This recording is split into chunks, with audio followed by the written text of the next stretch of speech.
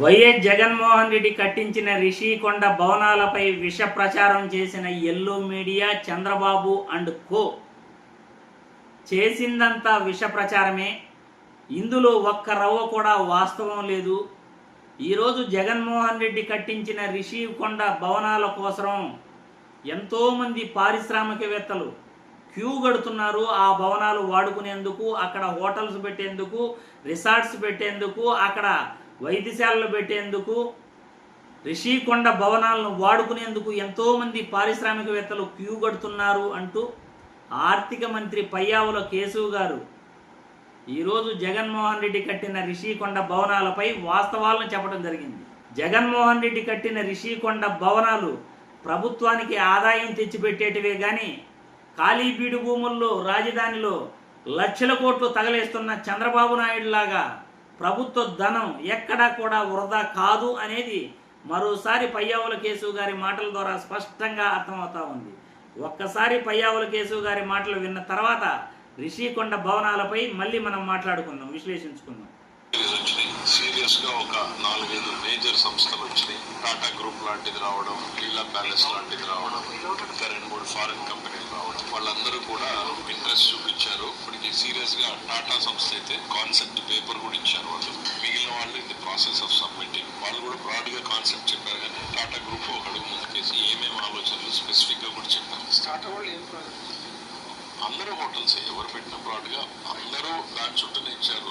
ఒక రిసార్ట్ అన్నారు, ఒక హోటల్ అన్నారు, ఒక వెల్నెస్ రిసార్ట్ అన్నారు. సో కొంతమంది హాస్పిటల్స్ ఏమన్నారు, మ్యూజియం చేయమన్నారు, ఆర్ట్ క్లబ్ చేయమన్నారు, సినిమా షూటింగ్ ఇవ్వమన్నారు. అంటే మల్టిపుల్ ఆప్షన్స్ వచ్చాయి. పేర్లు ఏమైనా బ్రాడ్ గా హాస్పిటాలిటీ ఇండస్ట్రీకి సంబంధించింది, దానికి సంబంధించినవి ఎక్కువ ప్రపోజల్స్ వచ్చాయి. చూస్తే జపాన్ లో ఈ టెక్నాలజీ ఉపయోగిస్తారు.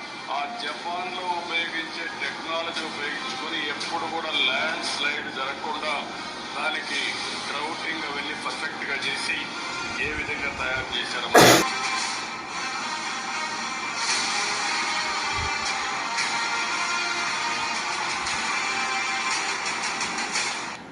చూశారుగా, జగన్మోహన్ రెడ్డి కేవలం 420 కోట్లతో రిషికొండలో భవనాలు కడితే ఆ భవనాల ద్వారా ప్రభుత్వానికి ఆదాయం తెచ్చిపెట్టే భవనాలే కానీ అవి ఆ భవనాల వల్ల ఒక్క రూపాయి కూడా నష్టం లేదు. చంద్రబాబు నాయుడు 1000 కోట్లు ఖాళీ బీడు భూముల్లో అమరావతి రాజధాని అంటూ, ఆ అమరావతి రాజధానిలో టెంపరీ బిల్డింగులు అంటూ, శాశ్వత బిల్డింగులు అంటూ కోట్లకు కోట్లు ఖర్చు పెడుతూ నీళ్లు దోడేందుకే కోట్లకు కోట్లు పంపు సెట్ల ద్వారా నీళ్లు దోడేందుకే ఖర్చు పెడుతూ ప్రజాధనాన్ని దుర్వినియోగం చేస్తున్నాడు. లక్షల కోట్లు. ఇక్కడ పెట్టింది 420 కోట్లు మాత్రమే. టెంపరీ సచివాలయానికి 1180 కోట్లు దారపోసి మళ్ళీ 4500 కోట్లు పర్మనెంట్ బిల్డింగ్ అంటున్నాడు. దానివల్ల రూపాయి ఆదాయం లేదు. కానీ రిషికొండలో జగన్మోహన్ రెడ్డి కట్టిన బిల్డింగుల వల్ల ఈరోజు భారతదేశానికి కూడా గర్వకారణం. రాష్ట్రానికి ఆ భవనాల వల్ల ఆదాయం తెచ్చిపెట్టే వనరులు అవుతున్నాయి. ఎంతోమంది పారిశ్రామికవేత్తలు క్యూ కడుతున్నారు. జగన్మోహన్ రెడ్డి నుంటే ఈ పాటికే ఆ భవనాల ద్వారా ప్రభుత్వానికి ఆదాయం వచ్చేది. అద్భుతమైన భవనాలు అయ్యేటివి. కానీ చంద్రబాబు వచ్చి ఈ 18 నెలల కాలం టైం వేస్ట్ అయింది. కానీ జగన్మోహన్ రెడ్డి విజన్ ఎలా ఉంటుంది? తక్కువ పెట్టుబడితో జర్మనీ టెక్నాలజీతో కట్టిన రిషికొండ భవనాలు. చంద్రబాబు లాగా డబ్బు వేస్ట్ చేయలేదు. టెంపరీ బిల్డింగ్కు ఒక్కొక్క బిల్డింగ్కు 1200 కోట్లు 1100 కోట్లు ఖర్చు పెట్టలా.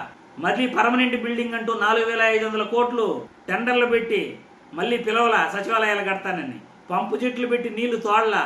కానీ అద్భుతమైన బిల్డింగ్ 420 కోట్లకే కట్టగలిగాడు. ఈరోజు అద్భుతమైన ఆదాయ వనరు అవుతా ఉంది రిషికొండ భవనాలు. రిషికొండ భవనాలు ఈరోజు పారిశ్రామికవేత్తలు ఇలా ఎగబడుతూ ఉన్నారని పయ్యావుల కేశవ్ గారు ఆర్థిక మంత్రి చెబుతున్నారంటే, గతంలో Chandrababu Naidu and co, yellow media and co Rushikonda భవనాలపై ఏదైతే విష ప్రచారం చేశారో అదంతా కూడా దుర్మార్గమైన ప్రచారమే, తప్పుడు ప్రచారమే. అందులో ఏమాత్రం వాస్తవం లేదు. రిషికొండ భవనాలు ప్రజలకు ఉపయోగపడేటివి, ప్రభుత్వానికి డబ్బు తెచ్చిపెట్టేటివి, ఆదాయ వనరులే. కానీ జగన్మోహన్ రెడ్డి విజనరీ గొప్పగా ఉంటుంది అని మరోసారి రిషికొండ భవనాల ద్వారా మంత్రి పయ్యావుల కేశవ్ గారు జనాలకు తెలియజెప్పడం ఆనందదాయకం.